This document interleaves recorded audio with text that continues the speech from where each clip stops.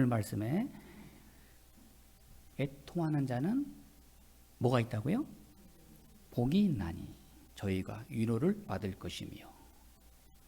여러분, 사람다움이라고 생각할 때 어떤 사람을 사람답다 이렇게 말할 수 있습니까? 도대체 어떻게 해야 저 사람은 참 인간다워 이렇게 말할 수가 있겠습니까? 눈물이 있는 사람, 좀 감정이 있는 사람, 근데 반대로 피도 눈물도 없는 사람답지 않죠. 논산훈련소에 갔더니 조교가 빨간 모자를 탁 쓰고 사병들을 훈련시키는데 이렇게 말하는 것을 제가 기억합니다. 나는 피도 눈물도 없는 교관이다. 나한테 국류를 바라지 마라. 엄청나게 아주 센 훈련을 받았던 기억이 나는데 저는 그 말이 아주 무서웠어요. 피도 눈물도 없는 교관. 그런데 우리가 인간관계에서 사람답다 할 때는 좀 감정이 있고 좀 정열적이고 때로는 슬플 때 눈물도 흘릴 줄 아는. 여러분, 드라마를 볼 때 눈물 흘립니까? 저는 드라마 보면 아무리 슬픈 장면이 나와도 눈물이 안 나오더라고요. 어떤 장면이 나와도 무덤덤해요. 근데요, 제가 눈물이 나올 때가 있어요. 여러분도 아마 그러실 겁니다. 무슨 인터뷰 같은 거 할 때 딱 물어보는 질문에 뭐 어머니 이야기를 물어본다거나 아버지 이야기를 물어보면 그 질문을 받은 사람이 갑자기 순간 멍해지면서 저희 어머니는요, 저희 아버지는요. 그리고 말할 때 이상하게 그런 때 눈물이 나오더라고요. 여러분도 눈물 나오지요? 그만큼 우리 마음속에 정서가 있고 감정이 있다는 증거 아니겠습니까? 우리가 살아가는 이 세상에서 깨어있고 의식이 있다는 것은 눈물이 있다는 것이고, 오늘 말씀에는 애통하는 자, 이 말은 다른 뜻이 아니에요. 눈물이 있는 자에게는 복이 있나니. 바로 이 눈물이 있다는 것은 살아있다는 증거입니다. 올해 89세 고령에 암 투병으로 병원에 입원하셔서 아주 고통스럽게 암과의 사투를 벌이고 있는 이어령 박사, 여러분 아시죠? 우리나라의 지식인을 대변하는 아주 학자이고, 그런데 그분이 말기암과 사투를 벌이고 있습니다. 그분이 최근에 쓴 짤막한 시 한 편 제목이 눈물 한 방울이라는 짧은 시를 발표했는데 내용이 이렇습니다. 오늘의 재앙을 끝내는 길, 몸과 더불어 영혼도 치유할 수 있는 길은 오직 인간만이 흘릴 수 있는 눈물 한 방울이다. 여러분도 공감하십니까? 분노와 증오와 저주의 말이 넘쳐나는 이 세상에서 이것을 다 치유할 수 있는 것은 우리의 눈물 한 방울이다. 이렇게 우리에게 교훈하고 있습니다. 애통한다는 것, 이것은 자기를 돌아보는 그런 의미입니다. 여러분, 내가 누구입니까? 하나님 앞에서 나는 누구입니까? 먼저는 우리가 죄인됨을 인정해야 합니다. 하나님 앞에 내가 얼마나 부족하고 얼마나 내가 죄인된 모습을 가지고 살아가는지 하나님께서는 다 아십니다. 내가 나를 볼 때 눈물이 터져 나옵니다. 바로 하나님 앞에서 나 자신을 보고 우는 겁니다. 나의 존재, 내 안에 있는 빈곤과 영적인 싸움, 그리고 세상과의 죄악의 이 현장에서 나 자신을 보면서 통곡하며 울부짖는 사람, 이런 사람이 오늘 말씀에 복이 있느니라. 그리스도인이란 먼저 자신을 보고 울 줄 아는 사람이어야 돼요. 또는 더 나아가서 하나님과 사람들 앞에서 울 수 있는 사람.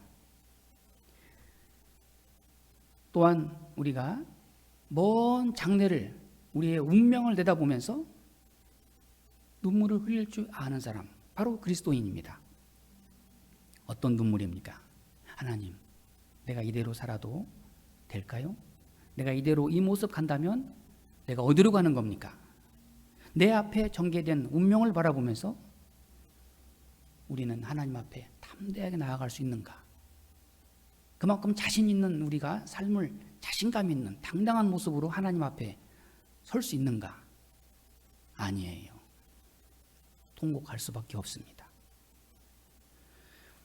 또한 하나님의 심판을 바라보면서 심은 대로 거둔다 할 때, 아유, 내가 심은 것을 돌아보니 너무나도 무거운 것이 많아요. 너무나 심판받을 것이 많습니다. 그렇기 때문에 하나님 앞에서 우리는 눈물을 흘릴 수밖에 없습니다. 나 자신에 대한 책임과 또 부족함, 이것 때문에 눈물이 나오는데, 또한 우리는 이 모든 나됨의 책임을 남에게 돌릴 것이 아니라 나에게서 찾고, 이 세상의 모든 부족함과 어려움과 고난과 불행이 누구 때문이다고 말하는 것이 아니라 바로 나 때문입니다. 이것이 그리스도인의 모습입니다. 바로 모든 책임은 나 때문입니다. 그럴 때 내 안에서 눈물이 나오는 것입니다. 그런데 여러분, 반대로 다 누구 때문이야?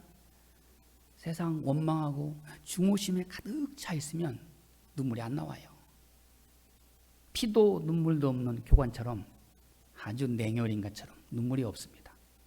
세계 제2차 대전 때 독일의 나치당을 만들어서 죄 없는 그 무고한 유대인 600만 명을 학살했던 히틀러를 여러분 잘 아시죠?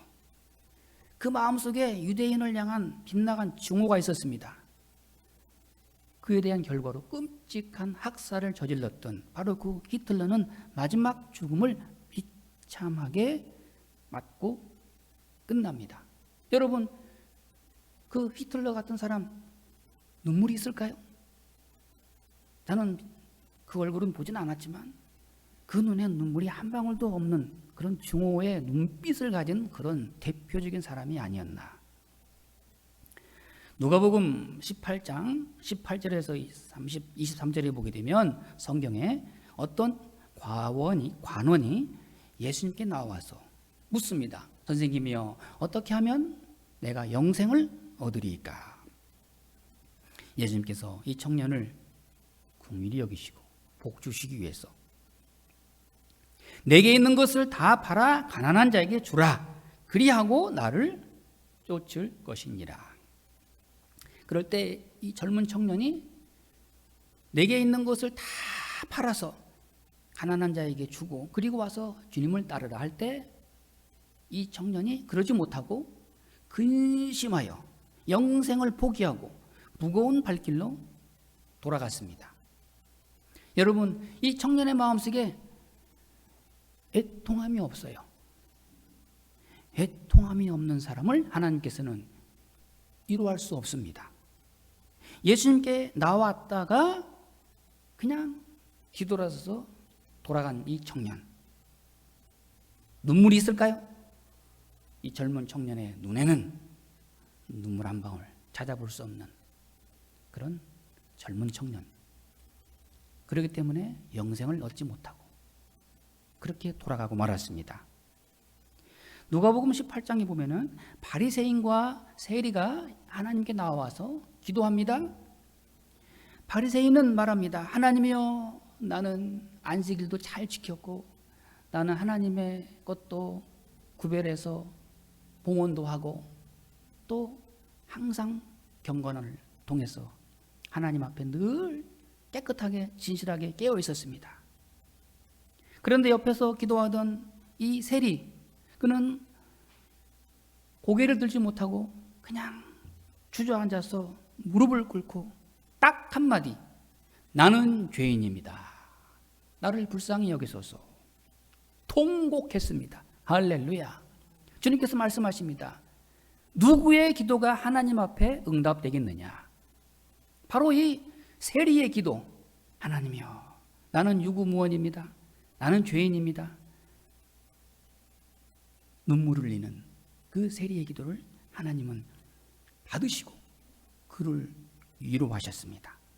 죄 용서함의 은혜를 주시고 돌아갈 때는 기쁜 마음으로, 감사한 마음으로 돌아갈 수 있도록 그를 긍휼히 여기시는 하나님의 위로를 받은 세리입니다. 그렇습니다. 자기 부정이 없을 때는 통곡할 수 없고, 통곡할 수 없는 사람은 하나님 앞에 위로를 받을 수가 없습니다. 애통하는 마음 그 자체가 축복입니다. 성령은 우리로 하여금 애통하는 마음을 가능케 하십니다. 그리고 말할 수 없이 우리와 함께 하시고 우리를 하나님 앞으로 인도하십니다. 왜요? 우리로 하여금 위로받기 위해서. 할렐루야. 여러분, 우리 어른들의 속담에 이런 말이 있죠? 여러분도 아십니다. 우는 아이 뭐 준다고요? 다 아시면서 우는 아이 젖 준다. 이 말의 속뜻은 처분만 바라보기보다 간청하는 사람에게 더 잘해준다. 떼쓰고 울고 그럴 때 달라고 간청하는 자에게 응답이 오는 것입니다. 신생아기가 우는 데는 다 이유가 있습니다. 이 울음이 아기에게는 자기가 원하는 것을 얻도록 호소하는 유일한 언어입니다. 신생아기의 이 울음소리 중에 배고플 때 우는 이 울음소리 여러분 들어보셨습니까? 아이고, 기청이 떠나갑니다. 그냥 아주 세게 엄청나게 울어댈 때 이거 젖 안 주고는 못 beg입니다. 그럴 때 이 우는 아이에게 딱 젖을 보는 순간 울음이 딱 그치잖아요. 오늘 말씀에 애통하는 자는 위로를 받을 것입니다. 애통하는 눈물의 기도가 있을 때 하나님은 우리의 간청을 기쁘게 받아주시고 우리에게 응답하십니다. 로마서 7장 4절 말씀에 한번 화면을 보셔도 됩니다. 오라, 나는 곤고한 사람이로다. 이 사망의 몸에서 누가 나를 건져내리야. 위대한 사도 바울, 하나님 앞에서 충성스럽게 복음 사역을 감당한 사도 바울. 그러나 그의 마음속에도 통곡이 있었습니다. 눈물이 있었습니다. 이 세상을 살아가는 동안에는 죄인과 함께하고 하나님 앞에 완벽하게 의롭고 진실할 수 없다는 그거 하나만 가지고도 나는 곤고한 사람이다. 나는 불쌍한 사람이다. 이 사망의 몸에서 누가 나를 건져내랴. 이 몸으로는 사망을 이길 수 없습니다. 죄를 이길 수 없습니다. 오직 주님의 은혜만이 나를 하나님의 사람 되게 하십니다. 탄식하고 있습니다. 세상 모든 사람들은 눈물 없는 행복을 찾습니다. 탄식 없는 기쁨과 감사만을 찾고 있지만 주님은 오늘 말씀하시기를 애통하는 자에게 위로가 있느니라. 시편 6장 6절 말씀에 보시면은 내가 탄식함으로 곰핍하며 밤마다 내 심상을 띄우며 내 요를 적시나이다. 다윗의 고백입니다. 다윗이 참 일생에 있어서는 안 될 밧세바를 범한 이 죄를 지어놓고 나단 선지자가 다윗을 책망합니다. 그럴 때 다윗은 변명하지 않았습니다. 밧세바를 원망하지 않았습니다. 오로지 하나님 앞에 탄식하고 통곡하면서 참의 눈물을 흘리는 하나님 앞에 기도가 있었기에 하나님은 다윗을 위로하셨습니다. 다윗의 통곡과 참회를 하나님께서 받으시고 위로하셨습니다. 여러분, 회개란 무엇입니까? 회개는 후회가 아닙니다. 회한도 아닙니다. 나 자신의 죄를 뉘우치고 하나님께 용서를 구하는 마음, 눈물을 흘리는 바로 그 마음, 이것은 억울해서 흘리는 눈물이 아니에요. 분해서 흘리는 눈물도 아닙니다. 하나님의 위로를 바라보면서, 하나님 앞에 용서를 바라보면서 기도하는 그 회개의 눈물, 하나님께서는 복을 주시고 용기를 주시고 또 새로운 기회를 주십니다. 예수님께서 오늘 말씀하십니다. 슬퍼하는 자는 복이 있나니 저가 위로를 받을 것이니라. 예수님은 어떤 분입니까? 이 땅에 사시는 동안 짧은 33년의 생애를 사셨지만 예수님의 생애의 그 모든 흔적을 보게 되면 매일 웃고 즐기고 기쁜 것만이 아니고 예수님의 그 생애는 많은 슬픔과 통곡과 고난과 고통이 있었습니다. 누구 때문에? 우리 때문에. 우리의 죄를 사하시기 위해서 예수님은 십자가의 통곡의 눈물을 흘리셔야 했고 우리를 위하여 하나님 앞에 눈물을 흘리면서 기도하셨습니다. 할렐루야. 예수님의 그 생애를 딱 한마디로 이사야는 고백하기를 그는 질고를 많이 진 자라. 즉 슬픔을 많이 겪은 사람이라. 눈물이 많은 사람이라. 로마서 8장 26절에 보게 되면 이와 같이 성령도 우리의 연약함을 도우시나니 우리가 마땅히 빌 바를 알지 못하나 오직 성령이 말할 수 없는 탄식으로 우리를 위하여 친히 간구하시느니라. 성령은 우리를 위하여 우리를 복받게 하기 위해서 우리 곁에서 우리를 위하여 울부짖습니다. 탄식하십니다. 우리 모든 인간은 날 때부터 다 죄인입니다. 날 때부터 다 죄인으로 나서 우리가 예수 그리스도의 십자가의 은혜가 아니면은 이 죄의 문제를 해결할 수가 없습니다. 우리는 영원한 천국을 바라봅니다. 여러분, 천국은 어떤 곳입니까? 요한계시록 21장 4절에 보게 되면 모든 눈물을 그 눈에서 닦아주시니 다시는 사망이 없고 애통하는 것이나 곡하는 것이나 아픈 것이 다시 있지 아니하리니 처음 것들이 다 지나갔음이러라. 천국은 영원히 애통함이 없는 곳이에요. 눈물이 없는 곳입니다. 할렐루야만 있습니다. 그 천국을 소망하는 사람이 하나님의 자녀입니다. 그 천국의 간절한 소원과 기대와 소망을 가지고 살아가야 하기 때문에 우리가 이 땅에 사는 동안 눈물을 우리가 경험하는 것입니다. 탄식도 우리가 겪게 되는 것입니다. 그러나 그날에 가면 우리를 영원토록 기쁘게 하실 천국이 우리를 기다리고 있습니다.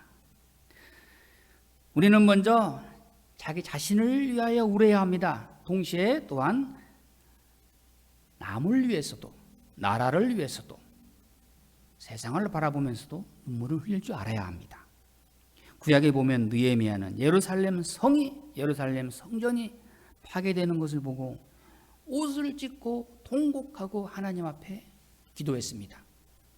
예레미야는 별명이 눈물의 선지자입니다. 예루살렘의 먼 장래의 미래를 바라보면서 멸망해 가는 예루살렘을 통곡하면서 하나님 앞에 기도했습니다.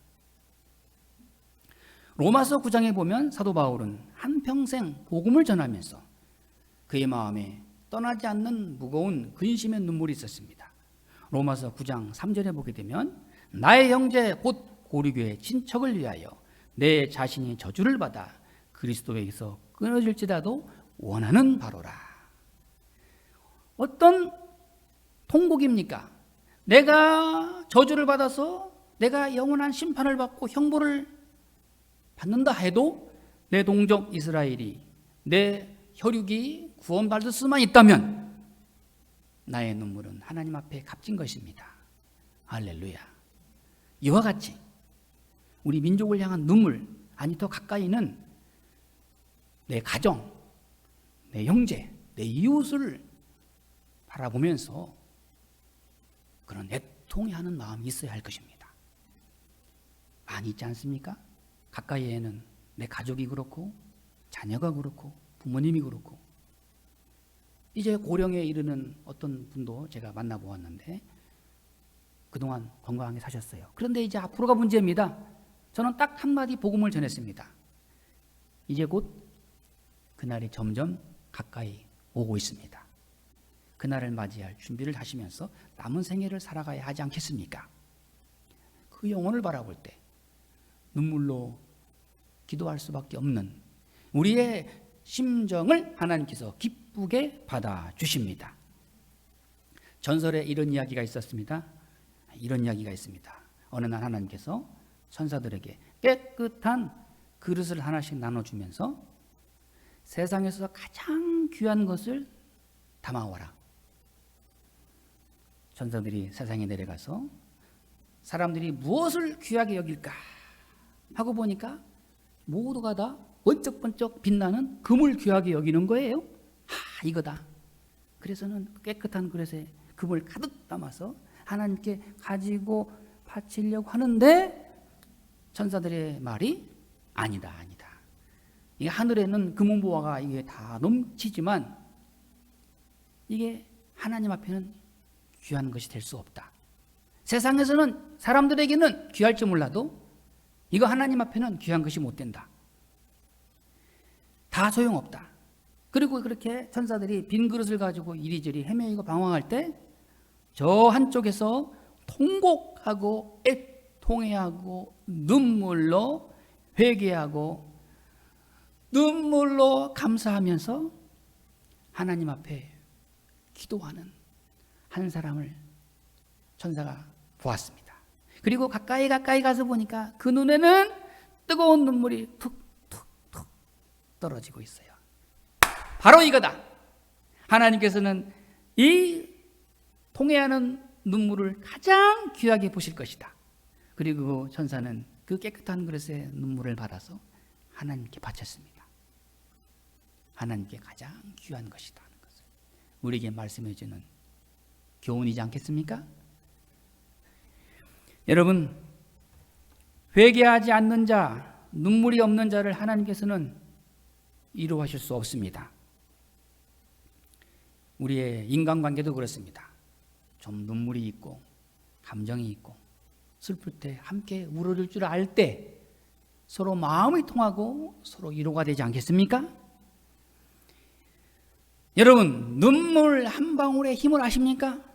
사람의 눈물은 강철을 뚫을 수 있을 만큼, 무쇠를 녹일 수 있을 만큼 딱딱하게 굳어있는, 닫혀있는 마음의 문도 활짝 열 수 있을 만큼 그 눈물의 힘은 엄청납니다. 애통해하는 자는 복이 있나니 저희가 위로를 받을 것입니다. 사랑하는 여러분, 우리는 첫째, 참회의 눈물이 있어야 할 것입니다. 예수님을 모른다고 3번씩이나 부인했던 베드로, 닭이 울고 난 다음에 그는 뜨거운 눈물을 흘렸습니다. 엄청난 통곡이 있었고 참회의 눈물이 있었고, 그리고 난 다음에 강력한 예수 그리스도의 복음 전파자로 하나님 앞에 크게 쓰임받습니다. 두 번째는 감사의 눈물이 있어야 할 것입니다. 여기를 봐도 감사, 저기를 봐도 감사, 지금까지 지내온 것도 감사. 사랑하는 여러분, 감사의 눈물을 많이 흘리세요. 저는 다른 건 바라지 않겠습니다. 돌아보니 감사하고. 얼마나 감사합니까? 전 다른 거 비교 안 해요. 우리 예수소망교회 여러분들 한 분 한 분을 놓고 보면은 눈물의 감사가 있어요. 할렐루야. 오늘 주일날에 이렇게 예배 드릴 수 있다는 것도 얼마나 감사합니까? 요즘 코로나 델타 바이러스가 또 극성을 부리는데, 저희 교회가 소속이 서울이잖아요. 목사님 그거 아시죠? 서울에는 예배가 전부 다 비대면입니다. 그럼에도 불구하고 어쨌든 간에 하나님의 성전에 한번 나올 수 있다는 것, 이게 감사하지요? 구원의 눈물의 감사 있어야 합니다. 셋째는 헌신의 눈물이 많기를 바랍니다. 섬김의 눈물. 시편 126편 5절 6절 말씀에 눈물을 흘리며 씨를 뿌리는 자는 기쁨으로 거두리로다. 울며 씨를 뿌리러 나가는 자는 반드시 기쁨으로 그 곡식단을 가지고 돌아오리로다. 눈물의 헌신을 많이 심는 자, 뿌리는 자, 하나님께서는 엄청난 수확의 기쁨을 누리게 하십니다. 오늘 말씀에 애통하는 자는 복이 있나니 저희가 위로를 받을 것이며. 기도하겠습니다.